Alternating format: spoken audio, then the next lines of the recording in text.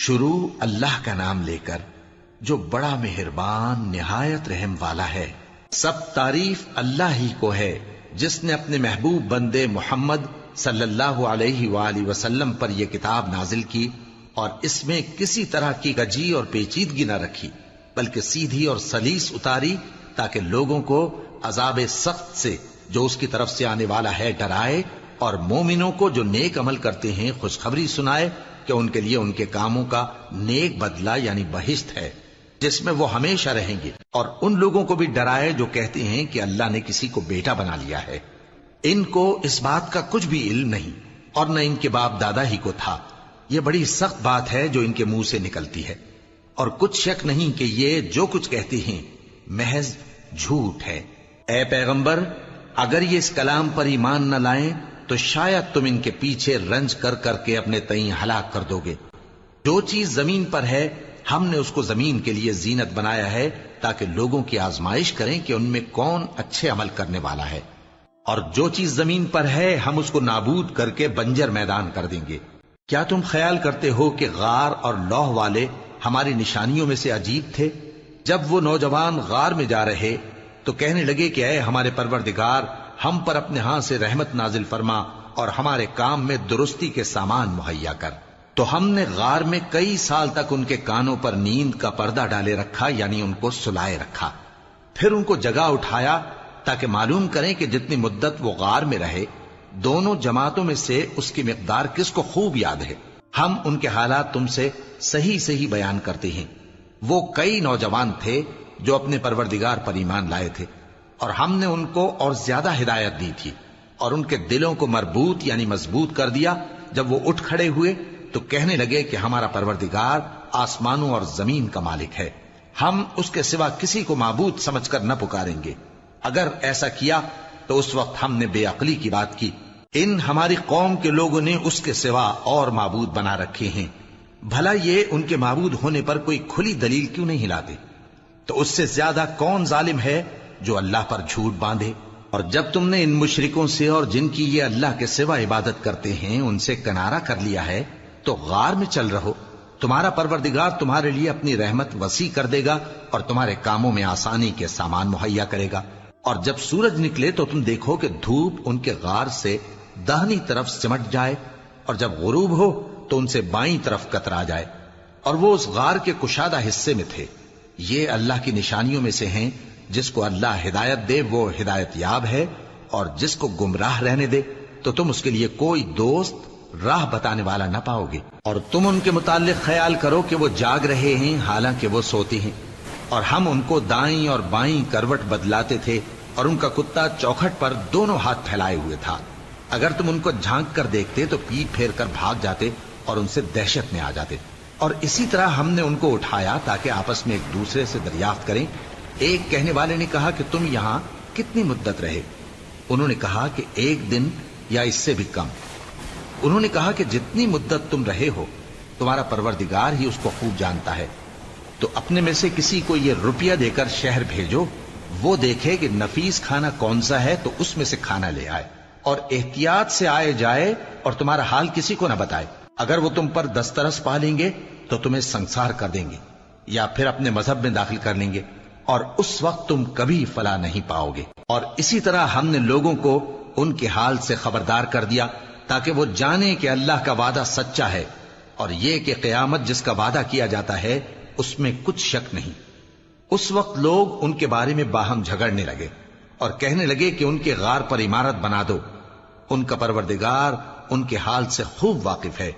جو لوگ ان کے معاملے میں غلبہ رکھتے تھے وہ کہنے لگے کہ ہم ان کے غار پر مسجد بنائیں گے۔ بعض لوگ اٹکل پچو کہیں گے کہ وہ 3 تھے اور چوتھا ان کا کتا تھا، اور بعض کہیں گے کہ وہ 5 تھے اور چھٹا ان کا کتا تھا، اور بعض کہیں گے کہ وہ 7 تھے اور 8واں ان کا کتا تھا۔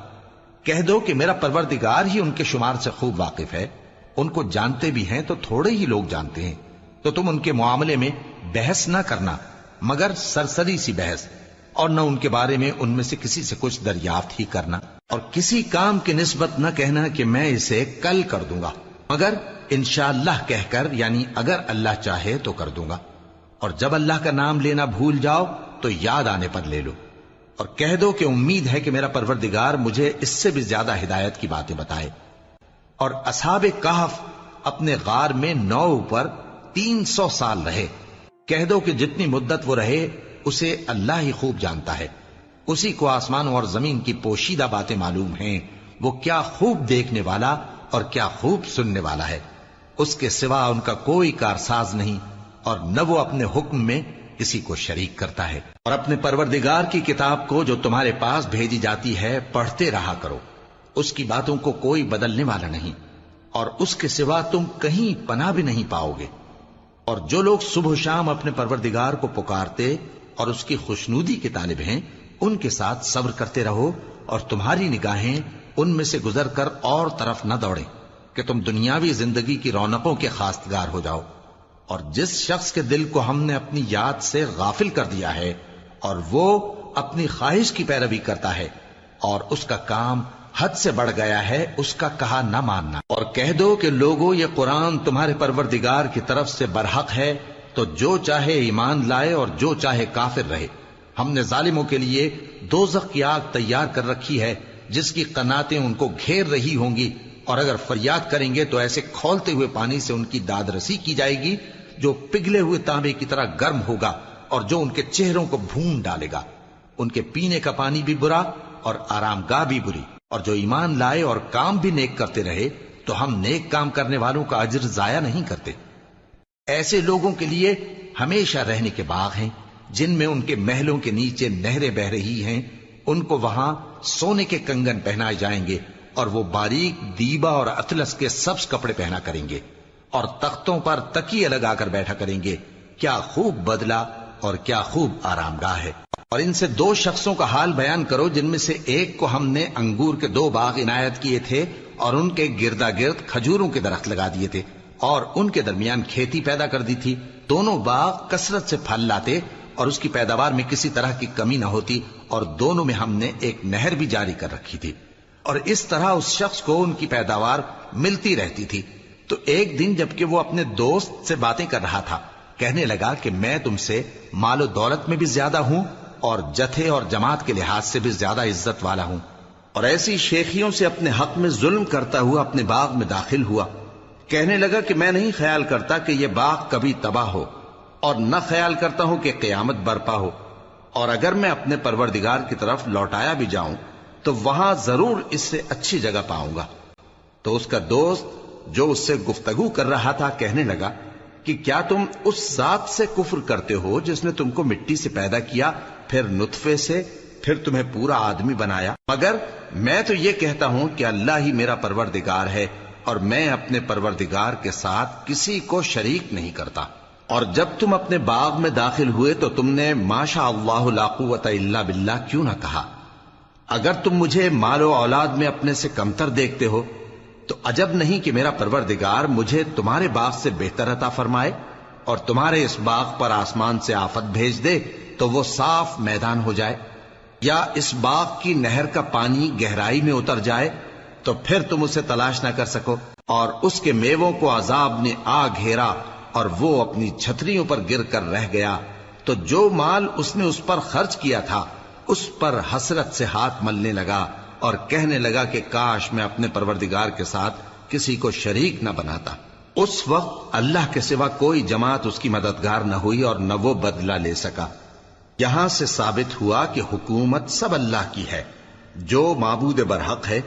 وہی بہترین ثواب عطا کرنے والا اور بہترین انجام لانے والا ہے۔ اور ان سے دنیا کی زندگی کی مثال بھی بیان کر دو کہ وہ ایسی ہے جیسے پانی جسے ہم نے آسمان سے برسایا تو اس کے ساتھ زمین کی پیداوار مل کر نکلی، پھر وہ چورا چورا ہو گئی کہ ہوائیں اسے اڑاتی پھرتی ہیں، اور اللہ تو ہر چیز پر قدرت رکھتا ہے۔ مال اور بیٹے تو دنیا کی زندگی کی رونق و زینت ہیں، اور نیکیاں جو باقی رہنے والی ہیں وہ ثواب کے لحاظ سے تمہارے پروردگار کے ہاں بہت اچھی اور امید کے لحاظ سے بہت بہتر ہیں۔ اور جس دن ہم پہاڑوں کو چلائیں گے اور تم زمین کو صاف میدان دیکھو گے اور ان لوگوں کو ہم جمع کر لیں گے تو ان میں سے کسی کو بھی نہیں چھوڑیں گے، اور سب تمہارے پروردگار کے سامنے صف باندھ کر لائے جائیں گے، تو ہم ان سے کہیں گے کہ جس طرح ہم نے تم کو پہلی بار پیدا کیا تھا اسی طرح آج تم ہمارے سامنے آئے، لیکن تم نے تو یہ خیال کر رکھا تھا کہ ہم نے تمہارے لیے قیامت کا کوئی وقت مقرر ہی نہیں کیا، اور اعمال کی کتاب کھول کر رکھی جائے گی تو تم گناہگاروں کو دیکھو گے کہ جو کچھ اس میں لکھا ہوگا اس سے ڈر رہے ہوں گے، اور کہیں گے ہائے شامت، یہ کیسی کتاب ہے کہ نہ چھوٹی بات کو چھوڑتی ہے نہ بڑی کو، کوئی بات بھی نہیں مگر اسے لکھ رکھا ہے، اور جو جو عمل کیے ہوں گے سب کو حاضر پائیں گے، اور تمہارا پروردگار کسی پر ظلم نہیں کرے گا۔ اور جب ہم نے فرشتوں کو حکم دیا کہ آدم کو سجدہ کرو تو سب نے سجدہ کیا مگر ابلیس نے نہ کیا، وہ جنات میں سے تھا تو اپنے پروردگار کے حکم سے باہر ہو گیا۔ کیا تم اس کو اور اس کی اولاد کو میرے سوا دوست بناتے ہو، حالانکہ وہ تمہارے دشمن ہیں، اور شیطان کی دوستی ظالموں کے لیے اللہ کی دوستی کا برا بدل ہے۔ میں نے ان کو نہ تو آسمانوں اور زمین کے پیدا کرنے کے وقت بلایا تھا اور نہ خود ان کے پیدا کرنے کے وقت، اور میں ایسا نہ تھا کہ گمراہ کرنے والوں کو مددگار بناتا۔ اور جس دن اللہ فرمائے گا کہ اب میرے شریکوں کو جن کی نسبت تم معبود ہونے کا گمان رکھتے تھے بلاؤ، تو وہ ان کو بلائیں گے مگر وہ ان کو کچھ جواب نہ دیں گے، اور ہم ان کے درمیان ہلاکت کی ایک جگہ بنا دیں گے، اور گناہگار لوگ دوزخ کو دیکھیں گے تو یقین کر لیں گے کہ وہ اس میں پڑنے والے ہیں، اور اس سے بچنے کا کوئی راستہ نہ پائیں گے۔ اور ہم نے اس قرآن میں لوگوں کے سمجھانے کے لیے طرح طرح کی مثالیں بیان فرمائی ہیں، لیکن انسان سب چیزوں سے بڑھ کر جھگڑالو ہے، اور لوگوں کے پاس جب ہدایت آ گئی تو ان کو کس چیز نے منع کیا کہ ایمان لائیں اور اپنے پروردگار سے بخشش مانگیں، بجز اس کے کہ اس بات کے منتظر ہوں کہ انہیں بھی پہلوں کا سا معاملہ پیش آئے یا ان پر عذاب سامنے سے آ جائے۔ اور ہم جو پیغمبروں کو بھیجا کرتے ہیں تو صرف اس لیے کہ لوگوں کو اللہ کی نعمتوں کی خوشخبریاں سنائیں اور عذاب سے ڈرائیں، اور جو کافر ہیں وہ باطل کی مدد سے جھگڑا کرتے ہیں تاکہ اس سے حق کو پھسلا دیں، اور انہوں نے ہماری آیتوں کو اور جس چیز سے ان کو ڈرایا جاتا ہے اسے ہنسی بنا لیا ہے۔ اور اس سے بڑھ کر ظالم کون، جس کو اس کے پروردگار کی آیات کے ذریعے سمجھایا گیا تو اس نے ان سے منہ پھیر لیا، اور جو اعمال وہ آگے کر چکا اس کو بھول گیا۔ ہم نے ان کے دلوں پر پردے ڈال دیے کہ اسے سمجھ نہ سکیں، اور کانوں میں ثقل پیدا کر دیا ہے کہ سن نہ سکیں، اور اگر تم ان کو رستے کی طرف بلاؤ تو کبھی رستے پر نہ آئیں گے، اور تمہارا پروردگار بخشنے والا صاحب رحمت ہے۔ اگر وہ ان کے کرتوتوں پر ان کو پکڑنے لگے تو ان پر جھٹ عذاب بھیج دے، مگر ان کے لیے ایک وقت مقرر کر رکھا ہے کہ اس کے عذاب سے کوئی پناہ کی جگہ نہ پائیں گے۔ اور یہ بستیاں جو ویران پڑی ہیں، جب انہوں نے کفر کر کے ظلم کیا تو ہم نے ان کو تباہ کر دیا، اور ان کی تباہی کے لیے ایک وقت مقرر کر دیا تھا۔ اور جب موسیٰ نے اپنے شاگرد سے کہا کہ جب تک میں دو دریاؤں کے ملنے کی جگہ نہ پہنچ جاؤں ٹلنے کا نہیں، خاص صدیوں چلتا رہوں، پھر جب وہ دونوں ان دریاؤں کے سنگم پر پہنچے تو اپنی مچھلی بھول گئے، پھر اس مچھلی نے دریا میں سرنگ کی طرح اپنا رستہ بنا لیا۔ جب آگے چلے تو موسیٰ نے اپنے شاگرد سے کہا کہ ہمارا کھانا لاؤ، اس سفر سے ہم کو بہت تکان ہو گئی ہے۔ اس نے کہا کہ بھلا آپ نے دیکھا کہ جب ہم نے اس چٹان کے پاس آرام کیا تھا تو میں مچھلی وہیں بھول گیا، اور مجھے آپ سے اس کا ذکر کرنا شیطان نے بھلا دیا، اور اس مچھلی نے عجیب طرح سے دریا میں اپنا رستہ بنایا۔ موسیٰ نے کہا یہی تو وہ مقام ہے جسے ہم تلاش کرتے تھے، تو وہ اپنے پاؤں کے نشان دیکھتے دیکھتے لوٹ گئے۔ وہاں انہوں نے ہمارے بندوں میں سے ایک بندہ دیکھا جس کو ہم نے اپنے ہاتھ سے رحمت خاص سے نوازا تھا اور اپنے پاس سے ایک خاص علم بخشا تھا۔ موسیٰ نے ان سے جن کا نام خضر تھا کہا کہ جو علم اللہ کی طرف سے آپ کو سکھایا گیا ہے، اگر آپ اس میں سے مجھے کچھ بھلائی کی باتیں سکھائیں تو میں آپ کے ساتھ رہوں۔ خضر نے کہا کہ تم میرے ساتھ رہ کر صبر نہیں کر سکو گے، اور جس بات کی تمہیں خبر ہی نہیں اس پر صبر کر بھی کیسے سکتے ہو؟ موسیٰ نے کہا اللہ نے چاہا تو آپ مجھے صابر پائیے گا، اور میں آپ کے ارشاد کے خلاف نہیں کروں گا۔ خضر نے کہا اگر تم میرے ساتھ رہنا چاہو تو شرط یہ ہے مجھ سے کوئی بات نہ پوچھنا جب تک میں خود اس کا ذکر تم سے نہ کروں۔ تو دونوں چل پڑے، یہاں تک کہ جب کشتی میں سوار ہوئے تو خضر نے کشتی کو پھاڑ ڈالا۔ موسیٰ نے کہا کیا آپ نے اس کو اس لیے پھاڑا ہے کہ سواروں کو غرق کر دی؟ یہ تو آپ نے بڑی عجیب بات کی۔ خضر نے کہا کیا میں نے نہیں کہا تھا کہ تم میرے ساتھ صبر نہ کر سکو گے؟ موسیٰ نے کہا کہ جو بھول مجھ سے ہوئی اس پر مواخذہ نہ کیجیے اور میرے معاملے میں مجھ پر مشکل نہ ڈالیے۔ پھر دونوں چلے، یہاں تک کہ رستے میں ایک لڑکا ملا تو خضر نے اسے مار ڈالا۔ موسیٰ نے کہا کہ آپ نے ایک بے گناہ شخص کو ناحق بغیر قصاص کے مار ڈالا، یہ تو آپ نے بری بات کی۔ خضر نے کہا کیا میں نے نہیں کہا تھا کہ تم سے میرے ساتھ صبر نہیں ہو سکے گا؟ انہوں نے کہا کہ اگر میں اس کے بعد پھر کوئی بات پوچھوں یعنی اعتراض کروں تو مجھے اپنے ساتھ نہ رکھیے گا کہ آپ میری طرف سے عذر کے قبول کرنے میں حد کو پہنچ گئے ہیں۔ پھر دونوں چلے، یہاں تک کہ گاؤں والوں کے پاس پہنچے اور ان سے کھانا طلب کیا۔ انہوں نے ان کی ضیافت کرنے سے انکار کیا۔ پھر انہوں نے وہاں ایک دیوار دیکھی جو گرا چاہتی تھی تو خضر نے اس کو سیدھا کر دیا۔ موسیٰ نے کہا کہ اگر آپ چاہتے تو ان سے اس کا معاوضہ لے لیتے تاکہ کھانے کا کام چلتا۔ خضر نے کہا کہ اب مجھ میں اور تم میں علیحدگی، مگر جن باتوں پر تم صبر نہ کر سکے میں ان کا تمہیں بھید بتائے دیتا ہوں کہ وہ جو کشتی تھی غریب لوگوں کی تھی جو دریا میں محنت کر کے یعنی کشتیاں چلا کر گزارا کرتے تھے، اور ان کے سامنے کی طرف ایک بادشاہ تھا جو ہر اچھی کشتی کو زبردستی چھین لیتا تھا، تو میں نے چاہا کہ اسے عیبدار کر دوں تاکہ وہ اسے غصب نہ کر سکے۔ اور وہ جو لڑکا تھا اس کے ماں باپ دونوں مومن تھے، ہمیں اندیشہ ہوا کہ وہ بڑا ہو کر بد کردار ہوگا تو کہیں ان کو سرکشی اور کفر میں نہ پھنسا دے، تو ہم نے چاہا کہ ان کا پروردگار اس کی جگہ ان کو اور بچہ عطا فرمائے جو اخلاقی پاکیزگی میں بہتر اور محبت میں زیادہ قریب ہو۔ اور وہ جو دیوار تھی سو 2 یتیم لڑکوں کی تھی جو شہر میں رہتے تھے، اور اس کے نیچے ان کا خزانہ دفن تھا، اور ان کا باپ ایک نیک آدمی تھا۔ تو تمہارے پروردگار نے چاہا کہ وہ اپنی جوانی کو پہنچ جائیں اور پھر اپنا خزانہ نکالیں۔ یہ تمہارے پروردگار کی مہربانی ہے، اور یہ کام میں نے اپنی طرف سے نہیں کیے، یہ ان باتوں کی حقیقت ہے جن پر تم صبر نہ کر سکے۔ اور تم سے ذوالقرنین کے بارے میں دریافت کرتے ہیں، کہہ دو کہ میں اس کا کسی قدر حال تمہیں پڑھ کر سناتا ہوں۔ ہم نے اس کو زمین میں بڑا اقتدار دیا تھا اور ہر طرح کا سامان اس کو عطا کیا تھا، تو اس نے ایک سفر کا سامان کیا، یہاں تک کہ جب سورج کے غروب ہونے کی جگہ پہنچا تو اسے ایسا پایا کہ ایک کیچڑ والے چشمے میں ڈوب رہا ہے، اور اس چشمے کے پاس ایک قوم دیکھی۔ ہم نے کہا ذوالقرنین تم ان کو خواہ تکلیف دو خواہ ان کے بارے میں بھلائی اختیار کرو، دونوں باتوں کی تم کو قدرت ہے۔ ذوالقرنین نے کہا کہ جو کفر و بد کرداری سے ظلم کرے گا اسے ہم سزا دیں گے، پھر وہ اپنے پروردگار کی طرف لوٹایا جائے گا تو وہ بھی اسے بڑا عذاب دے گا، اور جو ایمان لائے گا اور عمل نیک کرے گا اس کے لیے بہت اچھا بدلہ ہے، اور ہم اپنے معاملے میں اس سے نرم بات کہیں گے۔ پھر اس نے ایک اور سامان سفر کیا، یہاں تک کہ سورج کے طلوع ہونے کے مقام پر پہنچا تو دیکھا کہ وہ ایسے لوگوں پر طلوع ہوتا ہے جن کے لیے ہم نے دھوپ سے بچاؤ کی کوئی اوٹ نہیں بنائی تھی۔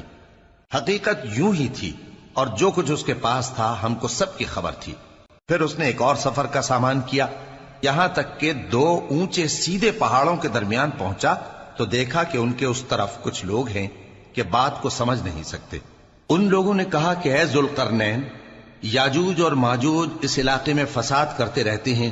بھلا ہم آپ کے لیے خرچ کا انتظام کر دیں کہ آپ ہمارے اور ان کے درمیان ایک دیوار کھینچ دیں۔ ذوالقرنین نے کہا کہ خرچ کا جو مقدور اللہ نے مجھے بخشا ہے وہ بہت اچھا ہے، تم مجھے قوت بازو سے مدد دو، میں تمہارے اور ان کے درمیان ایک مضبوط رکاوٹ بنا دوں گا۔